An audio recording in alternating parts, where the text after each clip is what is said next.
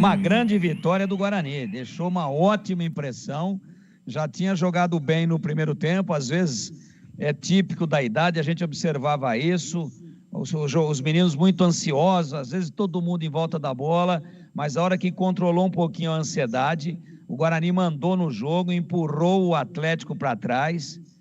Claro que o Atlético tem qualidade, mas o time do Guarani é mais cascudo, é mais experiente, né? O Atlético está jogando aí praticamente com o seu sub-17, mas é um sub-17 de muita qualidade.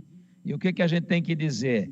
Que o mérito é total da equipe do Guarani, muito melhor preparada fisicamente, melhor tecnicamente. Quando tomou o gol no primeiro tempo, num erro técnico para mim, do Beluco, que perdeu o tempo da bola, foi acertar a bola dentro da grande área, pouquinho atrasado, acabou chutando, não a bola, mas a perna do jogador do Atlético. Para mim o pênalti ficou caracterizado, foi bem batido pelo Pedro Ataíde, o 9 da equipe mineira, só que naquele momento o Guarani mandava no jogo, já tinha criado 3 ou 4 situações, ou seja, deu toda a pinta de que entrou para ganhar o jogo, para praticar um futebol propositivo, propondo o jogo ofensivo, empurrando o Atlético para trás.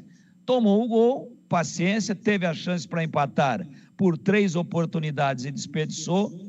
Veio o segundo tempo, o Guarani continuou melhor, em alguns momentos o Atlético conseguia, no mínimo, na pior das hipóteses, equilibrar jogando no contra-ataque, ficando com a posse da bola, tentando tirar a intensidade do Guarani, sentindo que o Guarani estava mais inteiro dentro do jogo. É isso que nós vemos. O próprio Atlético jogava reativamente no contra-ataque, em alguns momentos, quando não estava posicionado para o contra-ataque, ficava tocando para esperar o tempo passar.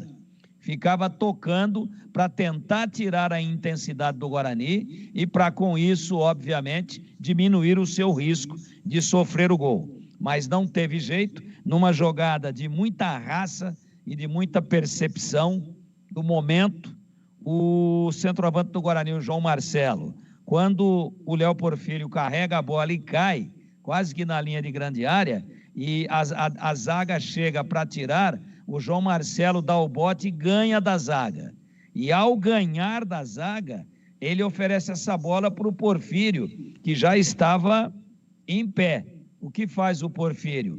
Com muito reflexo e muita percepção do lance, com muita velocidade de raciocínio, dá um tapa de calcanhar para o próprio João Marcelo, que tinha roubado a bola e já entrava para receber. Aí ele dá um biquinho e joga na bochecha da rede, tirando do grandão, do ótimo goleiro Pedro Cobra, da equipe do Atlético Mineiro. Empata o Guarani aos 28 e continua em cima. E aí o Atlético mostrou o seu despreparo do ponto de vista físico. O Atlético começa a ter cãibras generalizadas. Praticamente todo mundo com cãibras, sentindo gramado pesado, sentindo o ritmo de muita intensidade do jogo, e depois da metade do segundo tempo, o Atlético travou. E o Guarani inteiro, todo mundo mexeu 6 vezes, tentando oxigenar o time, e o Guarani melhor fisicamente, com mais confiança, com mais personalidade.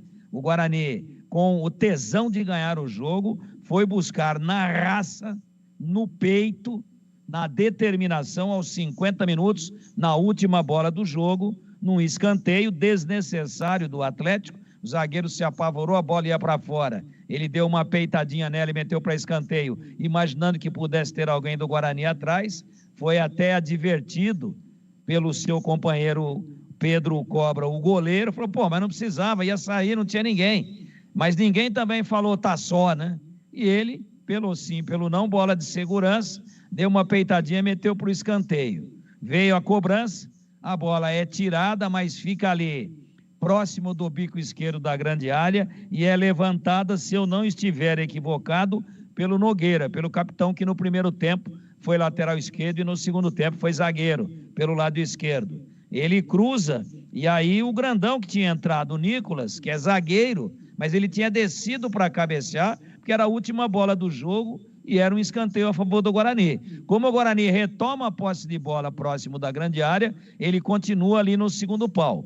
É feito o cruzamento, ele faz a linha de passe de cabeça e joga para o meio da grande área. E aí a pintura. O Pedro Manuel, como um autêntico centroavante, mata no peito e antes que ela tocasse o chão, dá um meio voleio de novo na bochecha direita da rede do Pedro Cobra e o Guarani vira o jogo. Nós dizíamos no intervalo que se o Guarani empatasse ou até virasse, pelo menos a mim não ia surpreender por aquilo que vimos no primeiro tempo, pela garra, pela gana, pela fibra, pela fome de ganhar o jogo que esses meninos do Guarani mostraram. Então, para mim, um resultado justíssimo, onde, obviamente, o Atlético toma um grande castigo no finalzinho e o Guarani recebe o prêmio pela sua determinação, pela sua vontade de vencer, pela sua raça e por ter acreditado até o último momento. Para mim, 2 Guarani, 1 Atlético Mineiro de virada, mostra com absoluta fidelidade quem é que mandou no jogo e quem é que foi melhor durante os 90 minutos mais acréscimos, meu queridíssimo Edu Pinheiro.